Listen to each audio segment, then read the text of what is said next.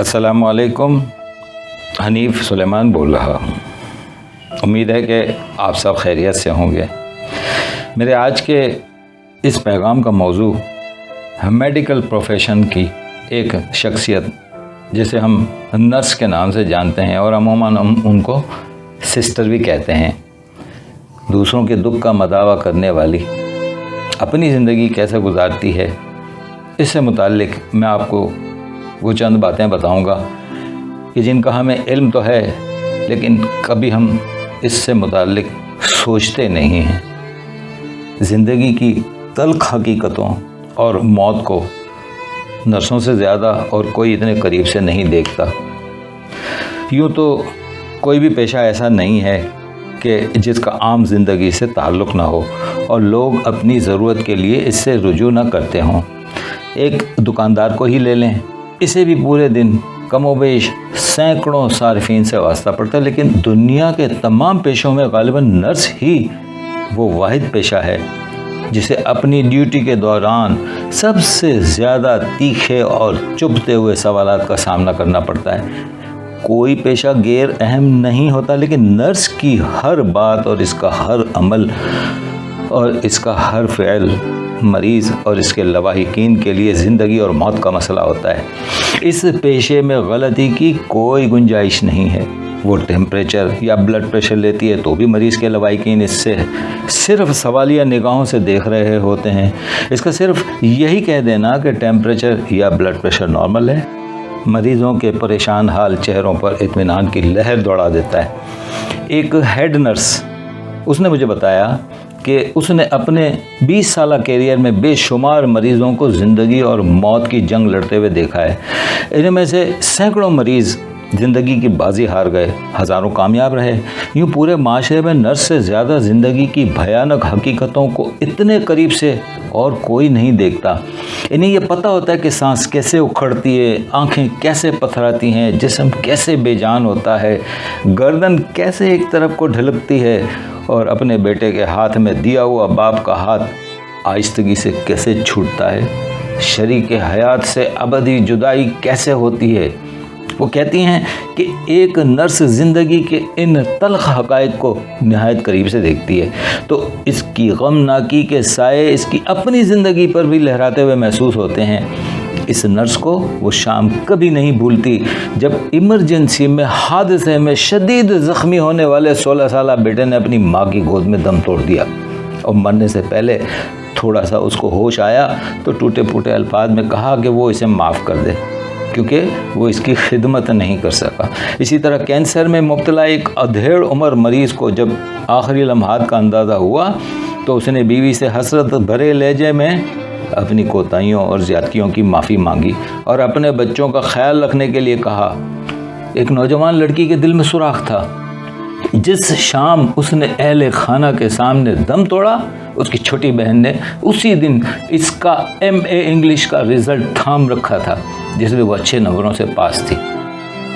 उसकी VIP ward के कमरों में ड्यूटी थी। वहाँ दिल के बीमारी में मुब्तला एक अमीर ज़मींदार दाखिल था। उसे यकीन था कि वो बच नहीं सकेगा। उसने आखिरी दिनों में बेतहाशा दानिस्ता तौर पर शराब नोशी शुरू कर दी और दोस्त भी उसे मना नहीं करते थे। इसी में उसकी मौत वाक़ हो गई। इस वार्ड में एक रिश्वतखोर CSP ऑफिसर ने उसके सामने जान हार दी। वो कहता था कि लोगों की बद्दुआओं ने उसे इस हाल तक पहुंचाया है।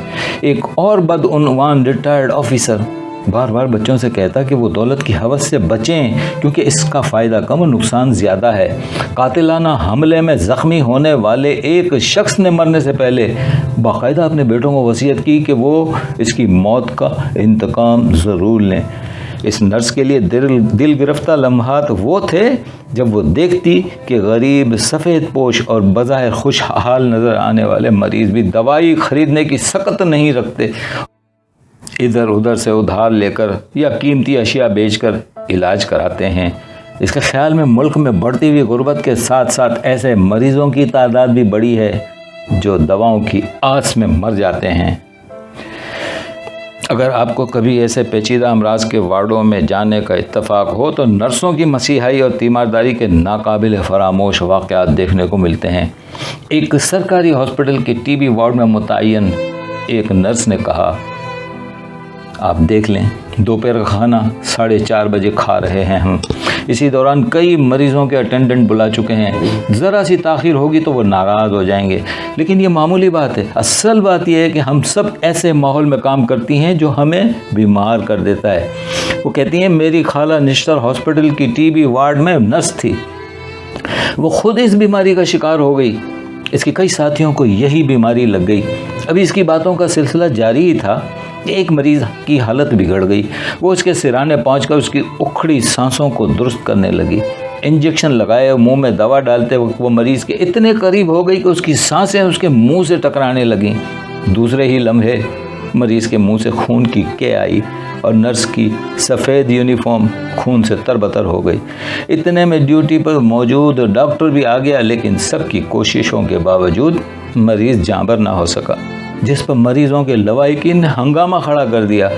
نرس نے کہا یہ کوئی نئی بات نہیں، انہیں اپنا افسوس نہیں ہوتا، البتہ مریض جاں بر نہ ہو سکے تو بہت دکھ ہوتا ہے۔ دوستو، اگر آپ نے ابھی تک میرے اس یوٹیوب چینل کو سبسکرائب نہیں کیا ہے تو براہ مہربانی ضرور سبسکرائب کر لیں اور بیل آئیکن بھی دبا دیں۔ شکریہ۔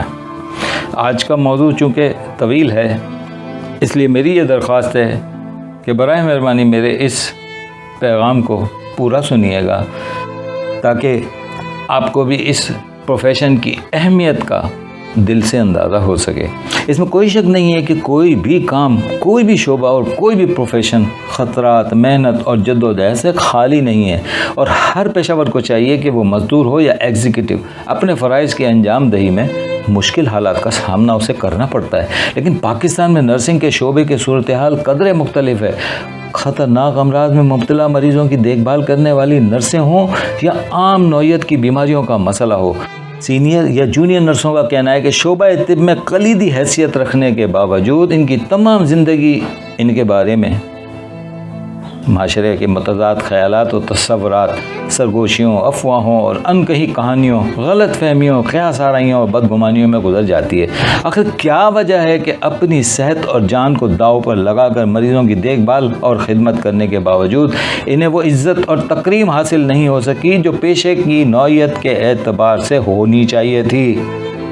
کوئی اسے فرشتہ سیرت کہتا ہے تو کوئی فرشتہ اجل، کوئی بدمزاج کہتا ہے تو کوئی پولائٹ، کسی کو وہ حسن اخلاق کا پیکر نظر آتی ہے تو کوئی خود غرض کہتا ہے، کوئی ان کے کردار پر انگلی اٹھاتا ہے تو کسی کو وہ سفید یونیفارم میں نائٹنگیل نظر آتی ہے۔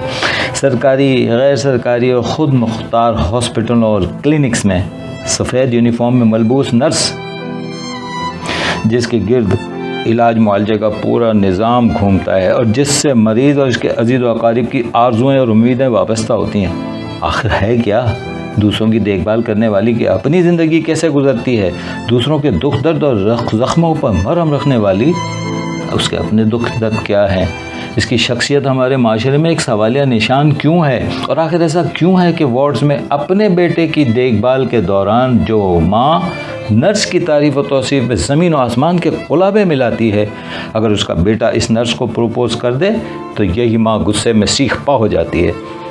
ایک تجربہ کار اور سینئر میٹرن جو نرسوں کی ہیڈ ہوتی ہے، اس نے اپنے مشاہدات اور تجربات کو ان الفاظ میں سمیٹا ہے کہ یہ درست ہے کہ جب میٹرک پاس لڑکیوں کو اس پروفیشن میں شامل کیا جاتا ہے تو ان کی عمر کچی ہوتی ہے اور زندگی کے نشیب و فراز کا انہیں عملی طور پر کوئی تجربہ نہیں ہوتا۔ ایسے میں ہاسپٹل کے وارڈ میں اپنی تربیت کے پہلے ہی سال اس میں قسم قسم کے مریضوں اور ان کے لوائقین سے واسطہ پڑتا ہے۔ مریضوں کی نوجوان اولاد خاص طور پر ان سے فری ہونے کی کوشش کرتی ہے۔ یہ زیر تربیت نرسوں کے لیے ایک آزمائش کا مرحلہ ہوتا ہے اور انہیں باریک تار پر چلنا پڑتا ہے۔ ذرا سی غفلت سے وہ بھٹک سکتی ہیں۔ نرسنگ اسکول میں انہیں حسن سلوک، نرمی، محبت اور خلوص کا لہجہ اختیار کرنے کا درس دیا جاتا ہے۔ جب وہ ایسا لہجہ اختیار کرتی ہیں تو کئی مریض غلط فہمی کا شکار ہو جاتے ہیں، فوراً ان کے آگے اپنا موبائل نمبر یا وزٹنگ کارڈ رکھ دیتے ہیں، لیکن اگر وہ ریزرو رہیں تو ان پر منہ پھٹ ہونے کا لیبل لگ جاتا ہے، اور اگر وہ ڈاکٹر کے ساتھ کھانا کھا لیں تو ان پر باتیں بننے لگتی ہیں کہ جن میں لگائی بجھائی اور چگلی کا سب سے بڑا کردار ادا کرنے والے نچلے درجے کا صفائی کا عملہ اور آیائیں ہوتی ہیں۔ ہاؤس جاب کرنے والے بعض ڈاکٹر بھی ان لڑکیوں کی ناتجربہ کاری سے فائدہ اٹھانے کی کوشش کرتے ہیں۔ اسی میٹرن کا کہنا ہے کہ ان کی زندگی کا کٹھن مرحلہ شادی بیاہ کا ہوتا ہے۔ اکثر نرسیں شہر کی چکا چوند روشنیاں دیکھ کر اور اونچے آئیڈیل بنا لیتی ہیں اور پھر خود غرض عناصر کے ہاتھوں دھوکہ کھاتی ہیں۔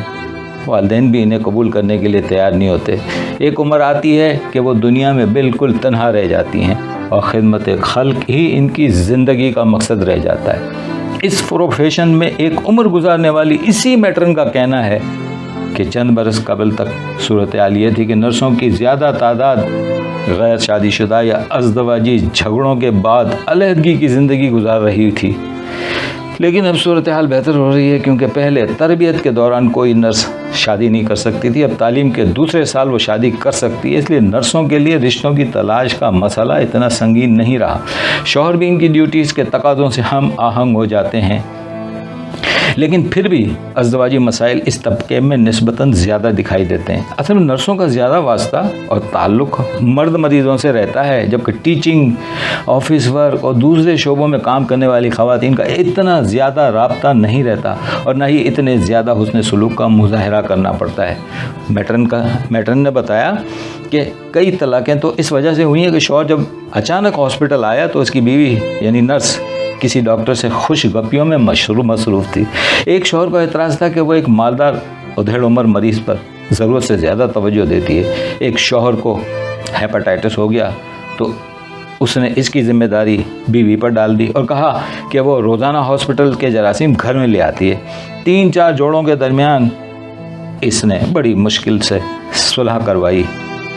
وجہ تنازع شوہر کی الزام تراشی تھی کہ بیوی دن رات اپنی ڈیوٹیز میں الجھی رہتی ہے اور بچوں پر توجہ نہیں دیتی، جبکہ بیوی کہتی تھی کہ وہ دن رات محنت کرتی ہے، شوہر کو اس کا احساس ہونا چاہیے اور گھریلو امور میں ہاتھ بٹانا چاہیے۔ اس میٹرن کی ذاتی رائے ہے کہ معاشرے میں اگرچہ ہر طبقے میں طلاق کی شرح بڑی ہے، تاہم نرسنگ کے شعبے میں ازدواجی الجھنیں زیادہ دیکھنے میں آتی ہیں۔ نرسوں پر شک و شبے کا عالم تو یہ ہے کہ اگر ان کا بھائی بھی ملنے آ جائے تو چہمی گوئیاں شروع ہو جاتی ہیں۔ مجھے امید ہے کہ آپ سب نے میرے اس پیغام کو پورا سنا ہوگا۔ اگر کوئی کمنٹ دینا چاہیں تو ضرور دیں۔ اسی طرح آج کے اس پیغام کا اختتام کرتا ہوں۔ السلام علیکم ورحمۃ اللہ وبرکاتہ۔